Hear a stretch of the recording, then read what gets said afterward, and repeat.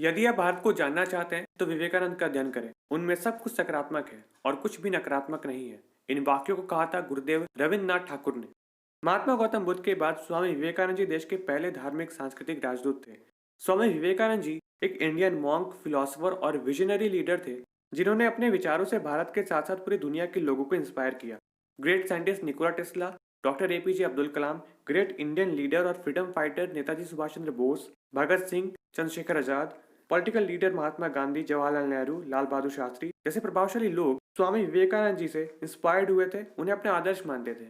वैसे तो स्वामी विवेकानंद जी की लाइफ से बहुत कुछ सीखने को मिलता है। फिलहाल आज इस वीडियो में हम जानेंगे उन 3 पॉइंट्स को जो स्वामी विवेकानंद जी के पर्सपेक्टिव से किसी भी देश, मानव और मानवता के लिए बहुत इंपॉर्टेंट है।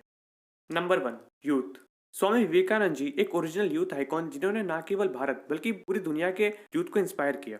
उन्होंने बताया कि खुद को कमजोर समझना सबसे बड़ा पाप है। यही वो कमी है जिसकी वजह से हम कंफर्ट जोन में रहते हैं। लाइफ में अपने ड्रीम्स को अचीव करने के लिए आपको अपने आप पर भरोसा होना चाहिए।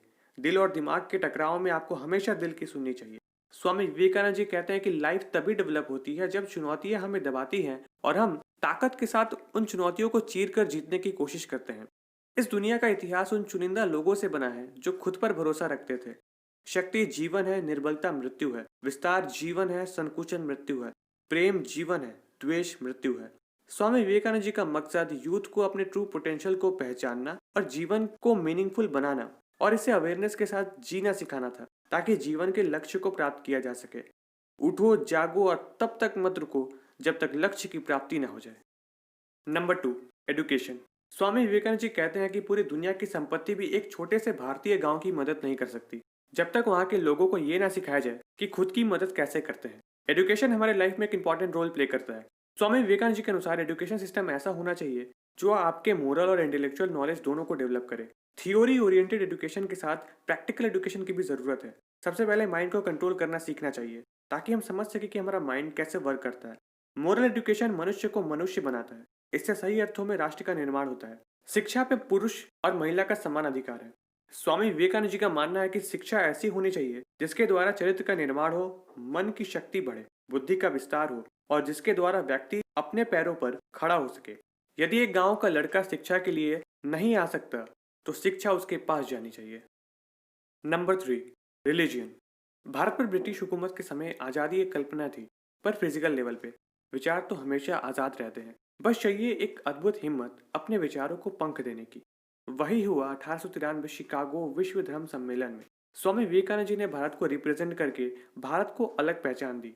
धर्म के प्रति उनका पॉइंट ऑफ व्यू बहुत अलग रहा। उनका मानना था कि भले ही हम अलग जाति के हो, धर्म के हो, लेकिन हमारा सोर्स और डेस्टिनेशन एक ही है। इसलिए हमें सभी धर्मों को एक समान देखना चाहिए और सभी धर्मों का सम्मान करना चाहिए। स्वामी जी अपने शिष्यों से अक्सर कहा करते थे कि धर्म का मूल उद्देश्य मनुष्य को सुखी करना है इसी जन्म में। अगले जन्म में सुखी होने की कल्पना करना बुद्धिमानी नहीं है।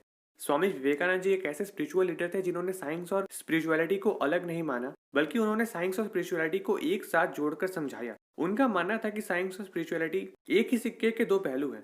जहाँ साइंस नॉलेज है, वहीं स्पिरिचुअलिटी विजडम है। ब्रह्मांड में उपस्थित सभी शक्तियां पहले से ही हमारी है। यह हम ही हैं जिन्होंने आंखों के सामने हाथ रखा है और रोते हुए कहते हैं कि यहाँ सब अंधेरा है। आई होप ये वीडियो आपकी लाइफ में कुछ वैल्यू ऐड कर सके। वीडियो देखने के लिए आप सभी का बहुत बहुत शुक्रिया।